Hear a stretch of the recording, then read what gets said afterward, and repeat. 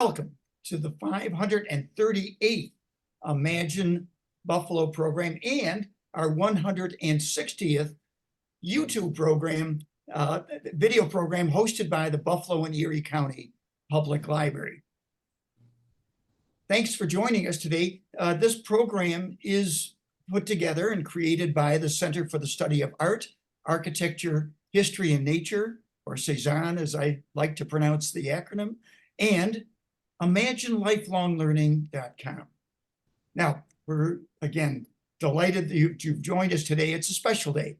We're going to be honoring, offering our Imagine Greater Buffalo IGB Recognition Award. And this year's awardee, well, we're going to announce her in a minute, but let's get a little housekeeping out of the way. Everyone watching will be muted and your video turned off. If you do have a question or comment, please type it into the chat box and we'll go through them at the end of the presentation. We are recording this program so you can watch it again later on the Downtown Central Library's Facebook page or their YouTube channel. And certainly we hope you share the link with others. All right, today, during today's program, right here at the beginning, we are incredibly honored to be joined by Mary Wilson and David Egner from the Ralph C. Wilson Jr. Foundation. We are proud to acknowledge Mary Wilson and the Ralph C. Wilson Jr. Foundation as the recipient of the 2024 Imagine Greater Buffalo Recognition Award for their many years of service to the Western New York community. Mary Wilson is one of 3 life trustees appointed to guide the Ralph C. Wilson Jr. Foundation, the grant-making organization based in Detroit that was established by her late husband, best known as the longtime owner of the Buffalo Bills. Since its grant-making began in 2015, the Wilson Foundation has been committed to improving the quality of life in 2 regions close to Ralph Wilson's heart, his hometown regions of Southeast Michigan and Western New York. Its grant-making capacity of $1.2 billion over a 20-year period has made the foundation a game-changing entity in both regions, issuing to date over 1,000 grants across its 5 focus areas: active lifestyles, preparing for success, entrepreneurship and economic development, caregivers, and nonprofit support and innovation. Mary Wilson has been significantly supportive personally of numerous local organizations, including the Girl Scouts of Western New York, Oshai Children's Hospital, the Hospice Western New York, the Buffalo History Museum, Feed More Western New York, are just some of those organizations. Her ongoing passion for sports participation stems from her love of playing and coaching tennis and led to the Wilson Foundation's strong priority towards encouraging youth sports, including grants that establish the Buffalo and Erie County Public Libraries Play Down Your Fines initiative and sports equipment borrowing program. All right, Mary, a great honor. I wanted to read all of that into the program today to let people know the wonderful importance you and Ralph, your husband, have played in this community to help imagine a greater Buffalo. You fill the bill. So Mary and Joy, perhaps you could help me in presenting this award to Mary by showing it again, if that's possible. Thank you. Certainly. The joys of doing things by Zoom. And folks, I'm going to applaud because it's a great honor. Sorry you can't hear the rest of us applauding like that, but I'm sure we're all doing that in our heart.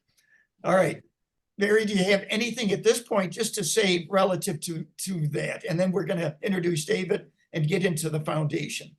Well, I'm certainly honored, number one, to receive the Imagine a Greater Buffalo. And I would say that Buffalo is in the middle of being reimagined.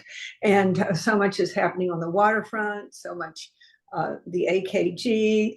There are just so many exciting developments and investments happening here.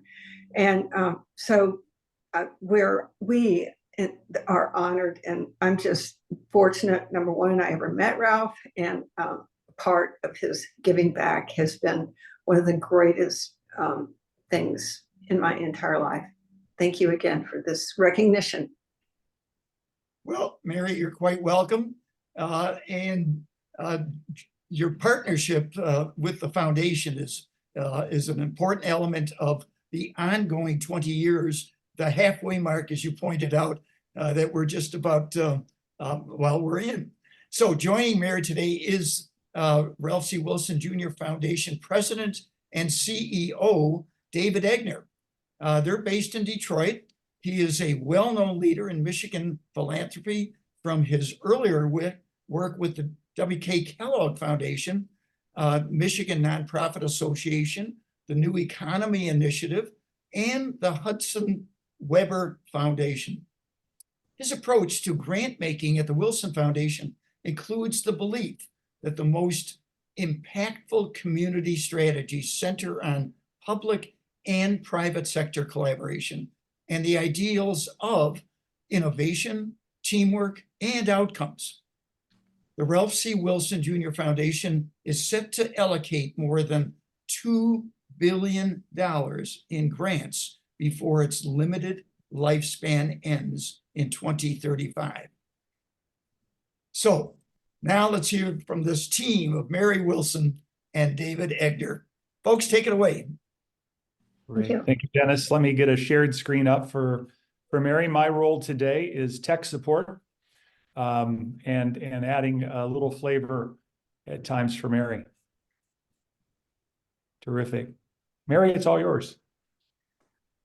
Well, did all that come up? Number one. We're not seeing your screen. Oh, you're not. Okay. We're seeing your toolbar. Oh my goodness, it's showing on mine. Let me stop share and restart. Okay, this is normal. Okay.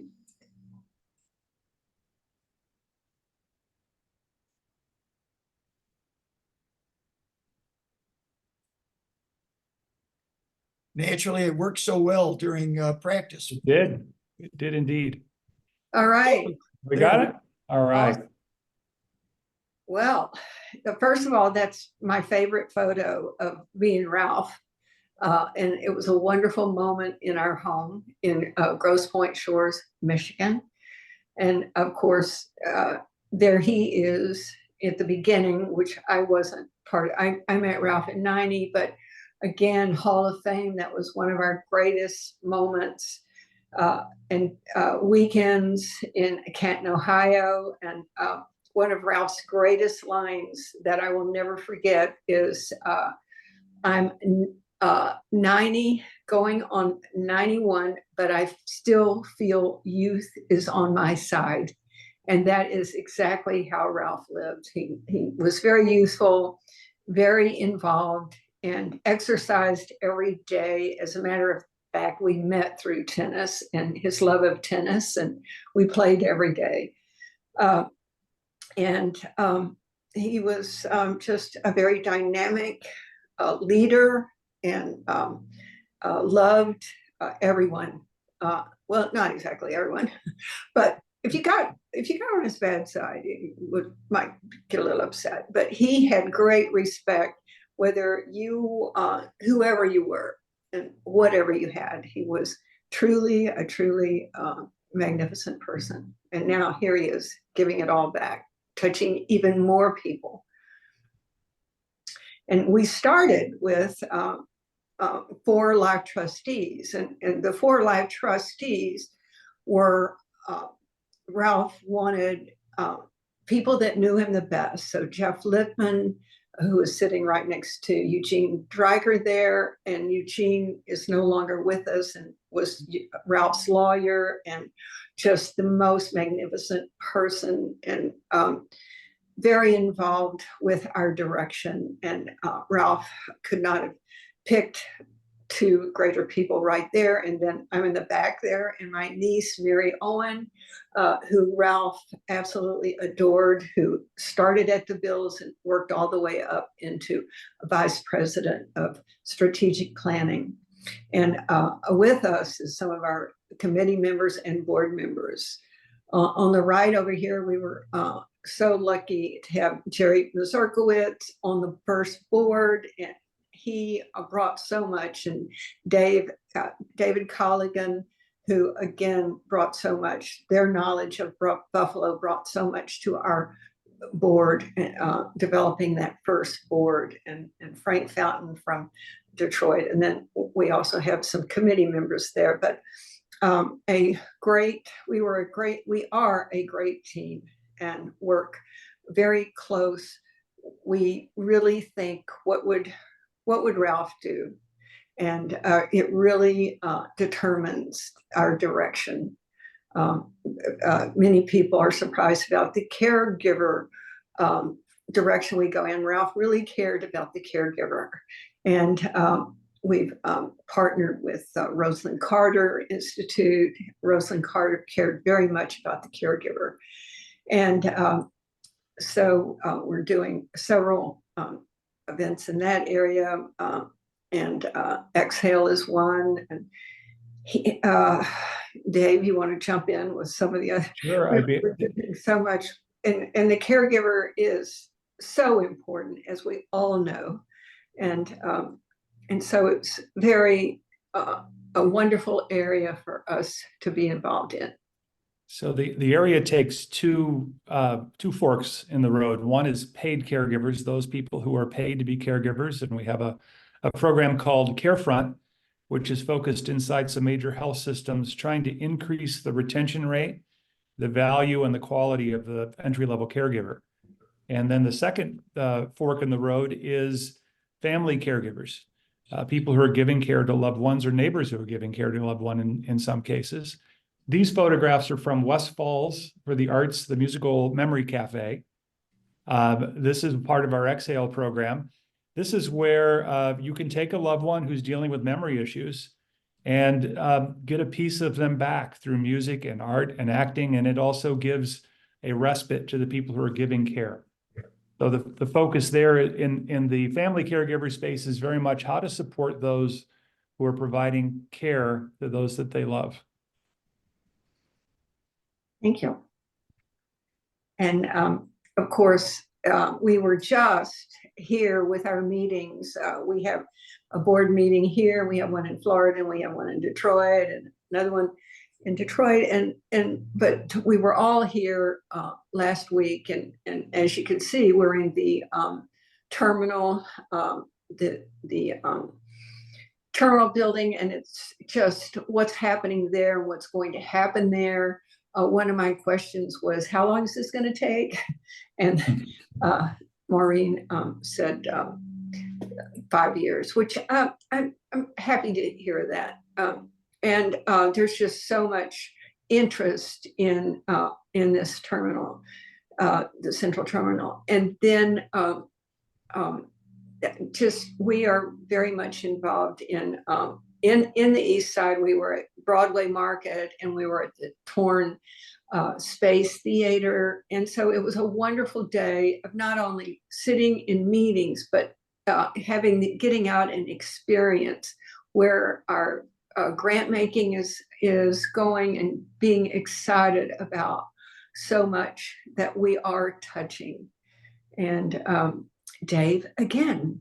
Sure. So the images you're seeing, the one on the left is the West Side Bazaar, and it really represents the work we're trying to do in business growth. So our supporting the entrepreneurial ecosystem, grassroots to high growth, whether you're a high-tech firm or a neighborhood business, we want to see an ecosystem, a system of support that will help you grow or start a business. So this is the West Side Bazaar and a business that's there. On the right, our trustees, as Mary has referenced, in the Central Terminal, part of our Regional Revitalization Partnership. This is part of our place-based work. And the partnership, which is unique, partnering with the state of New York and the private sector and other funders, $300 million is being spent on place-based economic development and a bit toward workforce, specifically on the east side of Buffalo, in Rochester, New York, and in Niagara Falls. And I can't wait to see this terminal up and operating again. Yes, and preparing for success, we are very much involved with technical training, after school, and early education. And as you can see, we're from the video there, we are very much very broad. As Dennis mentioned earlier, we've given out 1,000 grants, and a lot has come. The Community Foundation has been great in helping us make some of our grants, and the workforce development, as you picture on the right there, has Northland has been very, that's an exciting program, and not the only one. And Dave, I want to jump in again. You can think of our work in preparing for success as a continuum. So at the early childhood stage, how do we help create the developmental milestones, the social and emotional learning necessary for students to succeed in a classroom? Everyone's heard the notion that if you can read by the 3rd grade, you've got a better shot. Well, it's hard to read by the 3rd grade if you don't have the emotional skills to sit in a classroom and to be able to have the social skills necessary to participate with other youth. So a focus there in Western New York in a program called Petals, which is you have a picture of here, and Help Me Grow, and trying to move more of that into the 0 to 5 age group. The second area is after school. Think of out of school time activity that not only increases the developmental milestones into teenage years and beyond, but also unveils career opportunities and increases STEM education opportunities. And then young adults and working families, which is very much about workforce, middle skill, middle wage work opportunities that don't require a 4-year degree. And Northland has been a model program for us to fund.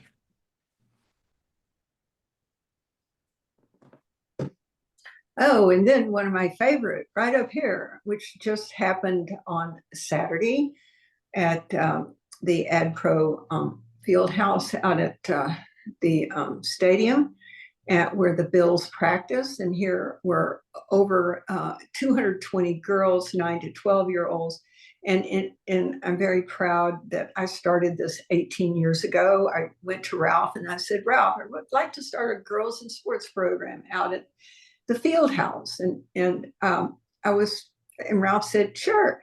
And so I was very happy that he wanted to support that. And one of the things I loved about it is it showed that the NFL cared about girls in sports.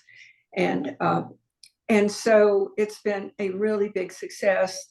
This last on Saturday, they played flag football, which is becoming a very popular, and soccer and golf and frisbee, and of course one of their very favorites is volleyball. And I just hope when they go back to their communities that they have the opportunity to play and get out and participate in and at the event we had one young girl spoke, and she was probably 11, and she said, you know, when I first came here, I didn't think I could do anything, but by the time I left, I knew I could play sports. And now I'm a basketball player and I'm pretty good. I loved what she had to say. And that is what this program is all about, getting out and experiencing. We had 200 volunteers, so we had over 400 20 people participating and enjoying interacting together. And you can see right there during the volleyball. And it's one of my very favorite, and now United Way is expanding it and doing such a great job expanding it into other areas and giving kids more, touching even more kids about participating in sports. It's not about being your best. It's about participating and learning a lot that sports has to offer. Little I can add, Mary, other than your last line. Our work in this space wants to see active kids in sports regardless of ability and zip code.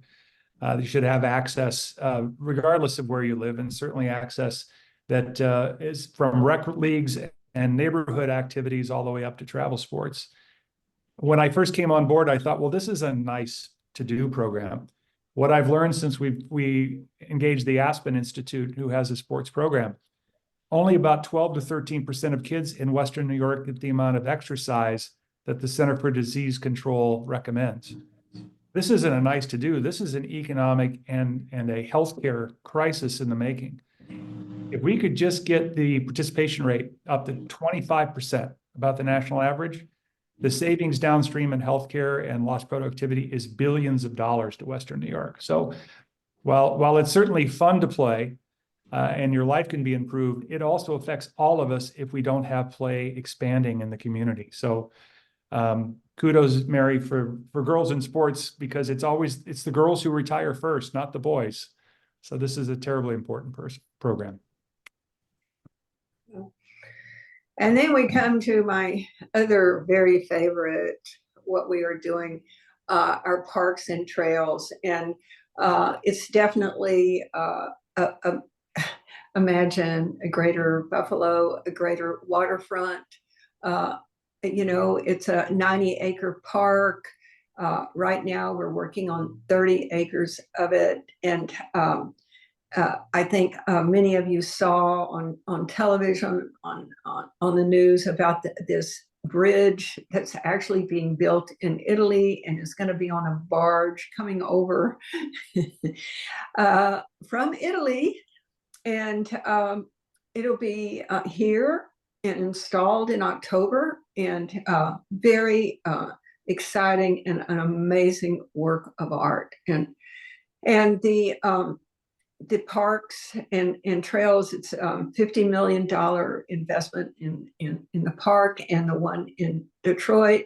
And Michael Van Valkenburg is doing both parks. He did Brooklyn Bridge Park in New York, and he is a famous landscape architect company. And how thrilled are we to have him and our entire partnership, with the state, with Budsy, with the city, and with private investment. And we have collaborated with the community in Imagine LaSalle. We came together with the community to see what they wanted. So it wasn't just, and that's the way we operate. We are collaborators, and we want to work with the community. And so it's very exciting. And I think the community is, every time people come up to me and say, I can't wait for the park. And I said, I can't either. So 2 years, and we're all going to be down there. And there's going to be a Mary Wilson Trail down there. So I want to see everybody on it, biking, walking. And I look forward to be doing that myself. Great. In addition to this 90-acre state-of-the-art park, and I'll come back and talk about 3 unique elements of the park in a moment, we're trying to fill trail gaps throughout Western New York and Southeast Michigan. Our total investment to date in parks and trails, the grants made and grants committed, is over $350 million. We want to see 250 plus miles of trail built throughout the regions. Think of the connectivity when you can ride a bike or walk between municipalities. It'll connect the region in a new way. These parks are incredibly important as destination parks. And this one in Buffalo, which is over 90 acres, has really three unique parts. You see the park there in development, which will have a great playground and the athletic fields, etc. But then there's also this amazing shoreline that's under construction now. I had to learn what a sesh was when we started working in Buffalo, that big push of water from Lake Erie that can move the ice way up onto land and destroy the water, essentially the edge. It can destroy what was there, and it can make flooding more prominent. You can see the water's edge here has been changed. These are armored stones, and there's a gradual stepping up underwater here to take that sesh's power away. I think this is you're going to see this more and more in New York as new products come online. This shoreline is a unique product of its own. And then the bridge. You see it on the right under construction in Italy. It's a one-of-a-kind iconic bridge that'll cross the I-90, which is the old Erie Canal, and will join what will be the east side of the park, which will start on the other side of the bridge. So this LaSalle Park will be transformed into Ralph C. Wilson Jr. Park, and I think a meaningful destination for many, many, many years to come. So, Mary, that's our PowerPoint. I think we're ready for any questions, Dennis. Well, that was one wonderful overview. David, I'm curious, and folks, submit questions. This is your opportunity to chat with people that you normally may not be able to bump into and ask some questions of. So feel free to write them in. You know, science is rooted in replication. You may have a good idea and it may have a good outcome, but unless you can do it a second time and have a similar outcome, that's how science progresses. All of us.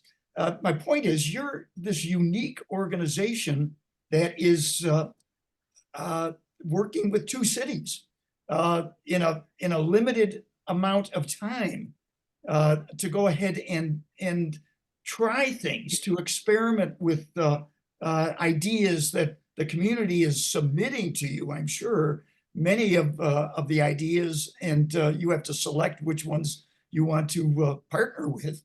Could you just comment if that is how you're looking at it, so that if it works in Buffalo and Detroit, which I know you have parks in both, and I assume similar, then therefore they become models for the rest of the country to at least consider what you're doing in these two cities? Is that how you're thinking?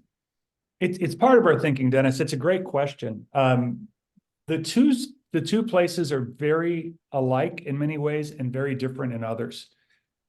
Detroit is blessed with a plethora of philanthropic organizations. The Ralph Wilson Foundation is just one of many large foundations working in the Detroit region and in Southeast Michigan. In Western New York, far less philanthropy that's in place. And so we have to think about the work differently in terms of who else will come and be a part of the solution. But reversing that trend of where it's more difficult, Detroit is wrought with politics and deep entrenched beliefs that it's hard to move forward, where Buffalo is one of the most nimble community participating places I've ever been. So what works in Buffalo may not work in Detroit, but we're hopeful to measure the outcomes and the activity in a way where what we're doing in both cities could be replicated if others are interested. Good. Joy, if you're monitoring this, do we have some questions? We do have a couple of questions. First of all, thank you both. This is so exciting, and it's great to hear about what has happened in our community for today, for tomorrow, for the future. So Sharon says to us that she's been involved with a program in Eastern Michigan through the foundation, and you have helped to produce a play about caregiving called Vital, and also solo acts about older people who live alone. So she's acknowledging and thanking you for that. And then Bob is asking, you've done so much, what are some other major projects being planned down the road for Buffalo and Detroit? And I'm going to be selfish because it's after 1 o'clock and we can keep talking, but I want to hear about anything else with regard to Buffalo. So other projects is always tricky because you don't want to get too far in front of your partners and what's coming. I will say, as our trustees look at our work, there are some things that are clearly on the horizon and planned in our economic development area. So we see specifically the work on the east side of Buffalo, particularly the Broadway market, the terminal that are there, the African American Heritage Corridor. Those are all in various forms of development. What's always difficult is these things were identified 8 years ago, 7 years ago, as vital targets, and the work has been underway since then. But to get from concept to funding to shovel in the ground, we're just starting to see the sticks go up. We're just starting to see the things change. So you'll see more online with that, very shortly.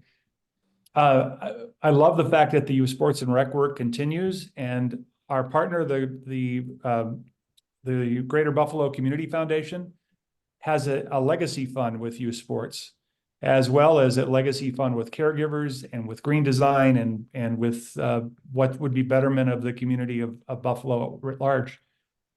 And those legacy funds will be available forever. We're watching those, and it's our hope as we get toward the end of our life that we can truly activate and top some of those off in a way where Mr. Wilson's legacy lives far, far beyond us.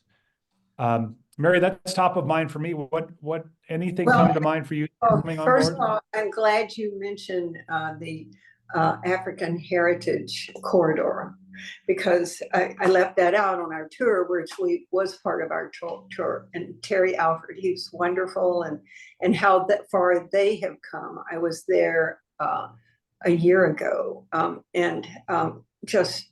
so if you haven't been down there to see it, it's very inspiring and an amazing history of Buffalo. I'm glad you mentioned it. But no, we're excited for the next little over 10 years. We're on our way. We'll be at the finish line in 2035. And as Dave said, we have endowments that will go on forever. So Ralph will be touching lives forever. Dennis, I have two more. Please. Two more things from the folks listening in. Not a question, just a comment. Thank you for everything you are doing to make a difference in our community. As a lifelong resident of Buffalo, there are significant changes happening, and a big part of the reason for these changes is due to Mrs. Wilson and the Ralph C. Wilson Jr. Foundation. So on behalf of the community, we would like to say thank you. Also, thank you for entrusting the United Way with Western New York Girls in Sports. We're proud to run this program, and we have seen firsthand the impact it makes on so many girls throughout our community. That is from Rima. And then Alma wrote that, so glad to see the Western New York regional approach to your work, as well as restoring the core of the city. Would the foundation consider being a conveyor of other sectors to offer help in their emulating your approach, educational, healthcare, philanthropy, etc.? So we're limited by the 8 interest areas in terms of what we can and focus on. And with our limited life, the strategies have become more and more refined and specific. Healthcare is an interesting one. Without the caregiver space, healthcare suffers. So a lot in the caregiver work. Our education, in terms of K-12 education, the after-school programming work, the early childhood work connects. Some of our work may seem ancillary to some of the direct problems and issues that are dealt with, but we're mindful of a couple things. One, $1.2 billion sounds like a lot, but it's a drop in the bucket. And we want to be so true to Mr. Wilson's legacy that we're trying to be extremely strategic, where we can get the greatest amount of impact and lasting impact in the work. So as Jeff Littman, one of our life trustees, likes to say, we need to be the linebacker of philanthropy. Don't just rush in. Wait and see the play develop and fill the hole. So that's why we're doing the work the way we are. And there's so many good things we could do that we just can't because of limited resources. And one more thing on this before I yield to Mary. you have an advocate in Western New York through Mary Wilson that we don't have in Southeast Michigan in any other way on our board. Mary keeps saying, I want most of it spent in Western New York because it's where my heart is at, and it's where Ralph's heart was at as well. Ralph brought me here in '90, and I've always been in love with it. And just there's such great leadership here and great people, and just love being in Buffalo and being a part of Ralph's giving back. It's a great honor. Mary, that's a great summary and from the heart, spoken beautifully. So thank you for being here. You have choices in this world, and you've chosen to hitch your wagon, so to speak, and play the Imagine Greater Buffalo game with many people, many good people. You're absolutely right in saying it, and that's what this program is trying to be, a platform to share their good efforts with everybody by way of our very wonderful Buffalo and Erie County Public Library. So thank you all, and congratulations, Mary. I always keep the list total. We show everybody that's been a winner. It's a great group of names. Some folks no longer with us, but you are now amongst that group. So thank you for accepting our humble award of a Imagine Greater Buffalo recognition award. All right, folks, thank you. This program is every Tuesday, and we will see you next week. Actually, today they're launching at Canalside, from the shed, the Seneca Chief replica that's been built, and they will be recording that. And I've asked them to speak next week and show us a recording of that event. So we can't be there. I didn't want to do it on that day, and this worked out perfectly to do this award on the 7th. So see you next week if you can join us, and every Tuesday through almost the end of June. I'm Dennis Galucki. Be well and good day. Thank you, Dennis. Thank you, Mary. Thank you very, very much.